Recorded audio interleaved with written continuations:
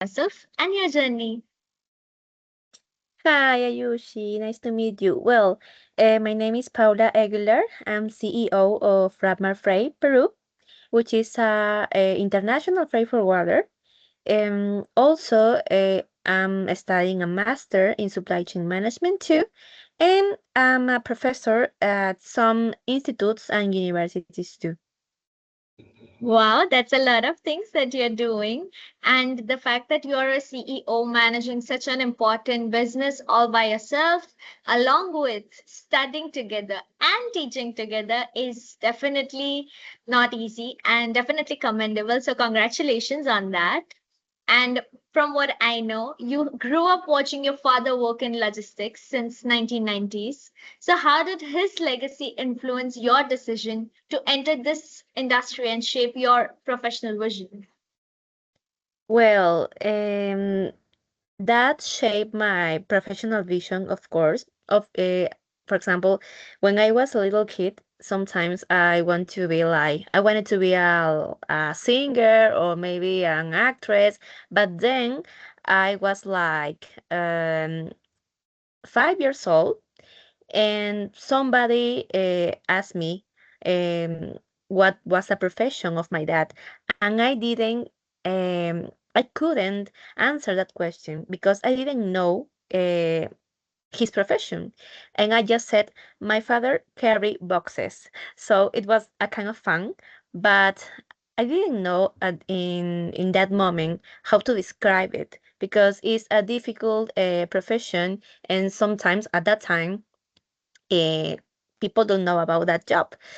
So I think that the family influence is that's all for me because I grew up surrounded by logistics talk at home. For example, my dad always talked by his Nextel, and when I was a little kid, 20 years ago, and he always talk about airway bill of lading, and many things. Also, when I was a little kid too, I was very curious. I really wanted to understand how global trade actually moves, and also I had like a early exposure to warehouses, to freight, to routes, because I remember when I was like 7 years old, and my dad took me to a United Airlines airplane. So at that moment I didn't want to be there, but now that I can remember it, I think that that was a good opportunity. So that like warehouses, freight routes became part of my everyday vocabulary, and that made me like a passion. And I realized logistics isn't just moving goods, it's connecting the world, actually. It actually sounds beautiful. And at the same time, I feel that you have seen the sector since the time you were a child. And that definitely makes a lot of impact on how you see and experience the whole sector. But that also feels like you have been subjected to a kind of environment before, which is normally perceived as nepotism, I would say. Like you have been there, so you probably are subjected to it. So, how do you establish your own credibility and leadership within the sector? Uh, well, this kind of leadership, it was like a big impact in my life, because it was like very challenging for me.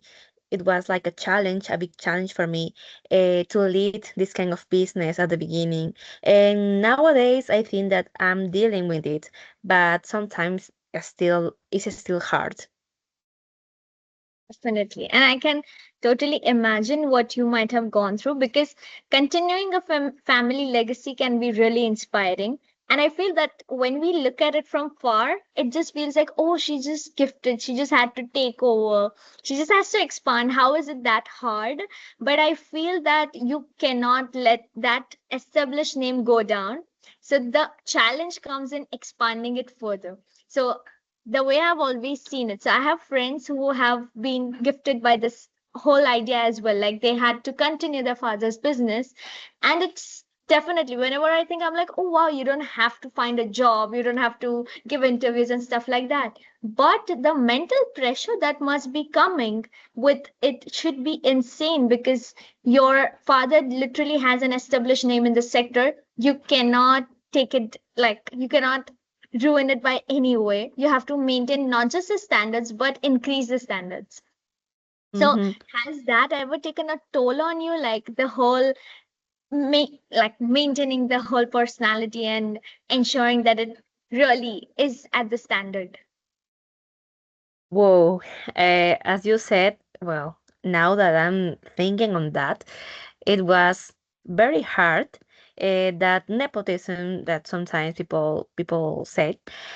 So, well, before that, to assume that as a leader to from Ravmar Freight, um, I worked at a national entity, which is RENIEC, here in Peru, and also I work at international freight forwarder too, from Colombia. So I took those knowledge and carry to my family company. So I did that because I really want to make an extra effort because for me as a daughter, if from someone who is known in the business, I had to do but like something else. So it was a real challenge for me. I had to prove my value beyond my last name, not also to my dad, because my dad is like someone who really wants a really extra effort. Um, I really like had to prove my value also to other people that and now I like see that and I think that I didn't have to do that.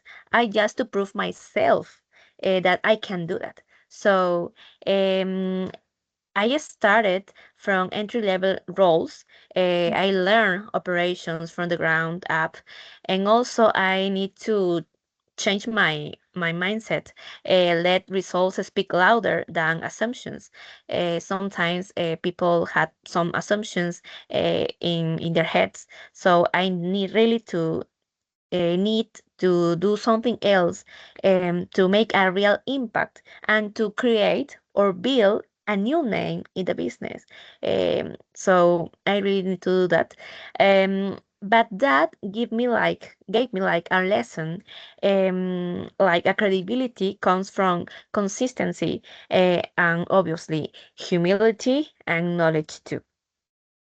Definitely. And that actually sounds beautiful. The fact that you went an extra mile to ensure that you added more value to the company and not just be like carrying forward the legacy. You ensured that you took the extra efforts to learn and bring in different experiences and ideas is a very big achievement. And adding to that, the fact that you are even studying right now in supply chain shows that you are still so focused on ensuring your learning and growth doesn't stop, and your learning and growth adds value to the company as well. And I Yeah, feel yeah, for that sure. I would love to know your take on this, since you have been in both the worlds. You are already you already are in the sector, having the real life experience, and you're also continuing your academic background, like you're ensuring your degree grows further. So how do we turn theory into practical day-to-day operations? Um, It's like I really need to see frameworks because that gave me a structure, but experience give me like intuition. So I really need to. I think that I did it because I really want to know or explore how my clients are making his their own operations because I think that it's something that is empathetic.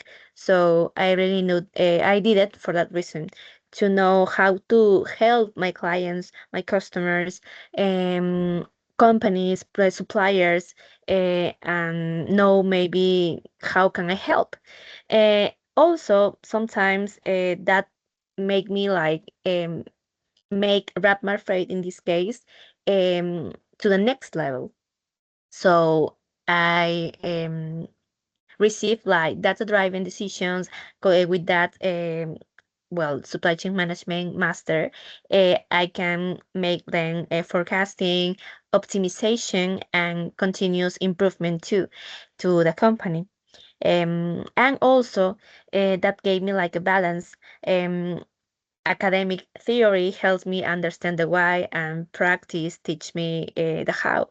So I think that is very important to do that to certain level of experience. Then go to the academic, go to the university, go to do a master to improve our knowledge, to improve that something that we need, that we would like to focus on it, explore it. Wow, that actually sounds awesome. So you are actually putting it like there is a perfect blend of knowing hows and knowing whys in order to get your work done in the most beautiful way by combining the academic and the practical aspects. And Yeah. talking about how complicated the sector is, leading supply chain means that you have to work across different cultures, time zones, and also ensure your communication styles match. So, how do you build that trust and foster that collaboration in such a diverse environment? Well, that's a hard question, I think. Sometimes I think I don't sleep sometimes because I really need to communicate with suppliers, with international suppliers from China, from India, from many countries around the world.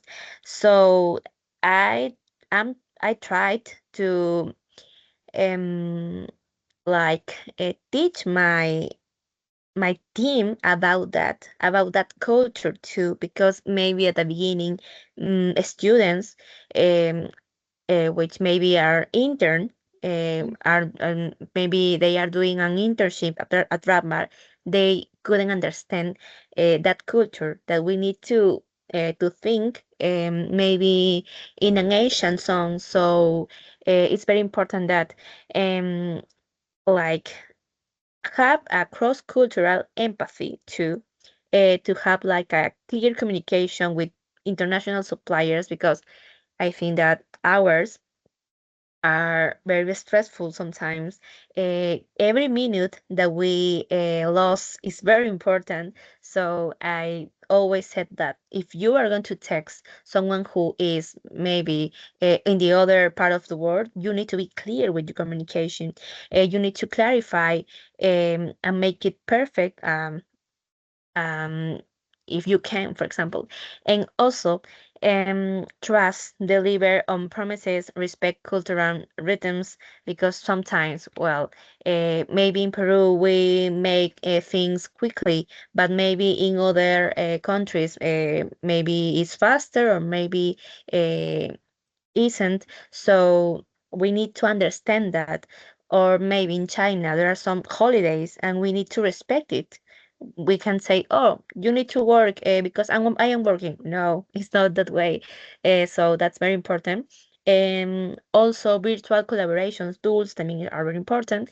And we don't just move freight; we move relationships across borders. So we need to respect the other ones too. I love the last line that you don't move freight, you move Freight. relationships. Yeah, Mhm. that actually sounds like a very good motto when you're running a very big company, because I think that will help you for the long term success rather than the short term one. Yes. And Or talking about that sector, I feel that there are a lot of misconceptions about the industry, about how it really works. And I would love to know how you deal with those misconceptions and what is that one common myth that often comes across you, and how do you help people see it differently? well, there are misconceptions. For example, there's a myth like logistics is only trucks and warehouses, and it's not like that. Or like we just move boxes, and it's not like that too. Um, I think that the reality about that, we make and strategy. We make like tech driven, maybe people-centered business too. So as I said before, we don't move boxes as I thought when I was 5 years old. We connect cultures, connect countries, um, deliver maybe something that Peru, for example, here in Peru, we have many fruits, many vegetables that in United States they love it. So we like deliver products that people love to eat, to maybe that they can produce, they can develop. So I think that is practically we connect countries, and that's the misconception that most important misconception, I think.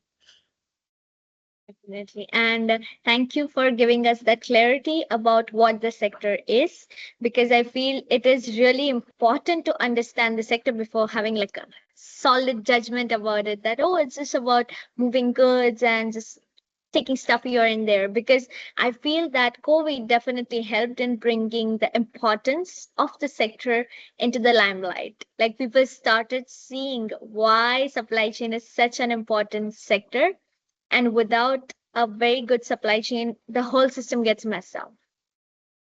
Yeah, yeah, totally, totally. I agree. And being the CEO is definitely not an easy task. So, what are the leadership skills that you inculcate in order to function smoothly? Oh, okay. No, no, no, no, no. Uh, can you repeat the question, please? Yes.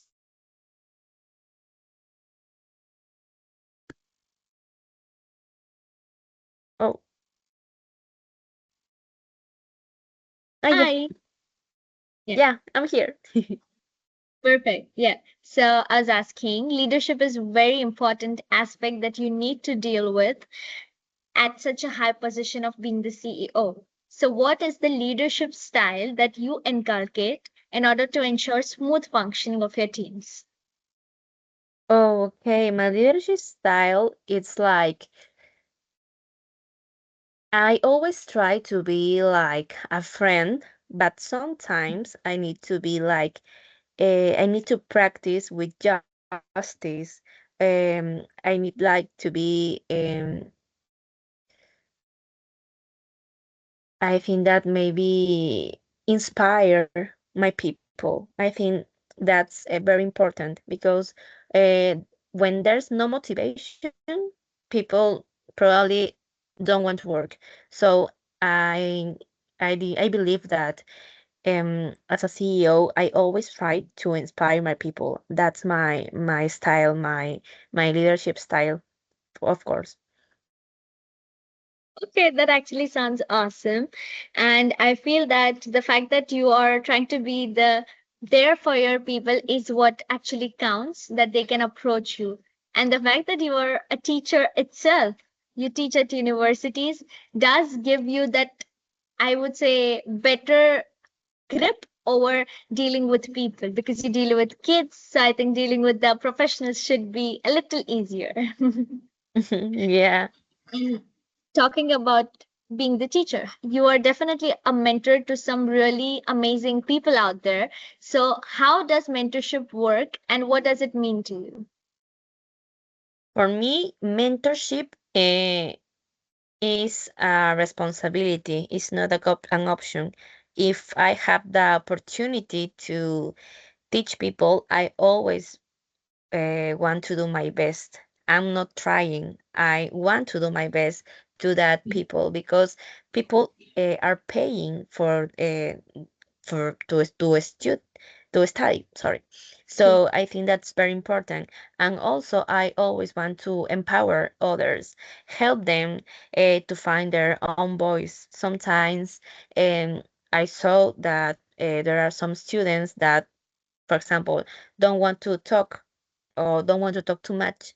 So I always try to empower them to know probably what they love, something that they love, that they like, and I connect that to uh, to the industry, to the logistic industry. For example, I don't know if someone likes maybe rock, I connect that to trucks. I connect that to an airplane because I think that maybe for that way is the motivation. So I think so. And also, I'm trying always to coach, not just advice. And when you lift others, the entire supply chain gets stronger. So when I empower people, maybe I can build the next leader in few years. Wow, that actually sounds like an amazing idea, especially the last line that you never know when you're making an impact on someone's life that can lead to Yeah, long-term progress of not just them, but the society as a whole. yeah, of course, 100%. And talking about sustainability, I feel it's one of the most important aspects which is needed to be dealt with. So sustainability, cost pressure, and digital transformation are something that are taking place currently, and all of them are demanding attention. So how do you set your priorities and balance these competing goals in large scale projects? Well, in our country, we are developing many things in AI, for example, and the digitalization. We made like predictive analytics and visibility platforms. For example, here we have seen that Syspack, which are like softwares, um, and in that software you can make many things and predict many things too.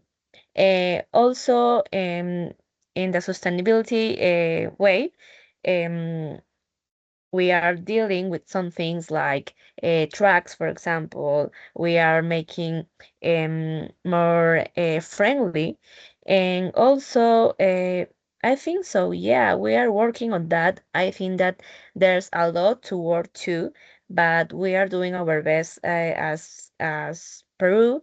And also in the logistic industry, it had many opportunities, so we need to continue working. Wow. That actually sounds beautiful. And the fact that you know exactly how you're functioning, it makes you one of the very amazing CEOs, I must say. And thank you for letting us know how it actually works, because understanding the sector from a totally third person perspective becomes tough.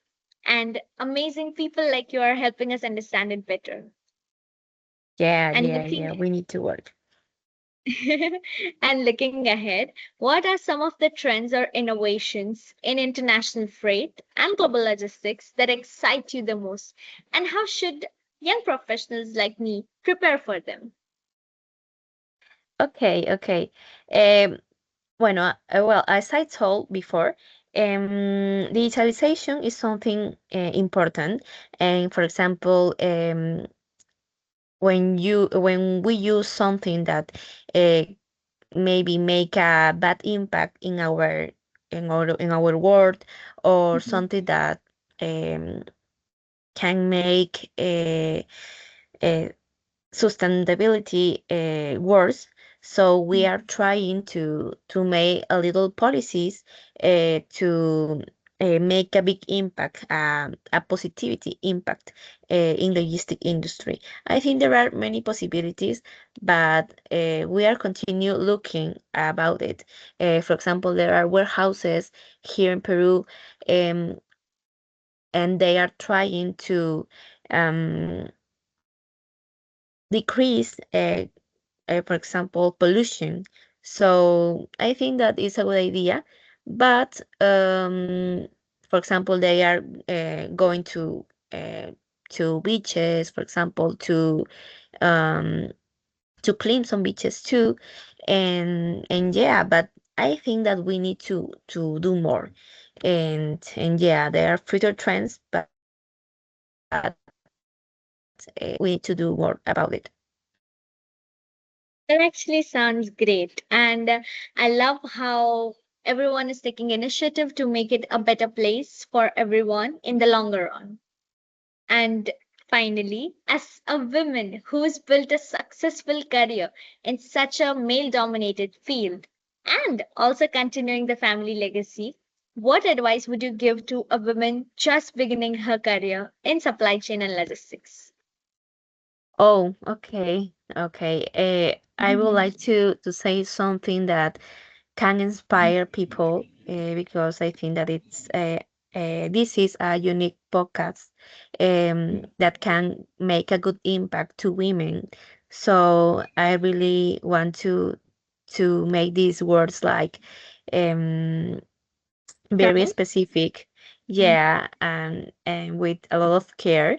So my advice for women is that always have this confidence. Don't wait to be ready. Start and learn along the way. And also keep that authenticity. Bring your perspective always, not someone else. So always be ready to tell people what you think and don't stop your voice and don't let other people silence your voice. That's very important too. And I think that women need to join need to be joined too, and there are many support networks too. When in those places you can make maybe mentorship to help people, to help other women that need some advices too. So there are many opportunities to be um, at a network, women network in Peru. So if you feel, for example, that you're alone, you can join these kind of networks too. Well, about the legacy, being part of a legacy doesn't mean repeat it. It means evolving it. We are not inheriting a position. We are building impact. So, from my side, I recommend that I advise women to always continue working and don't let others stop it. Thank you so much, Paula, for this beautiful and wonderful piece of advice. I hope that we are able to follow it and we are able to build something as amazing and do something as awesome as you are doing for the sector. I'm not just talking about the whole CEO position, but also the teaching aspect. Being someone who is imparting knowledge makes a huge difference on the life of people who are gaining that knowledge. So thank you for making an impact and thank you for joining us today on Ladies, Leadership and Logistics. Thank you too. I'm very happy to be there. And well, see you soon. See you soon. And well, also I would like to greet every woman who can hear this podcast and my all support to them. Thank you so much. Great. Thank you, Paula. Yes.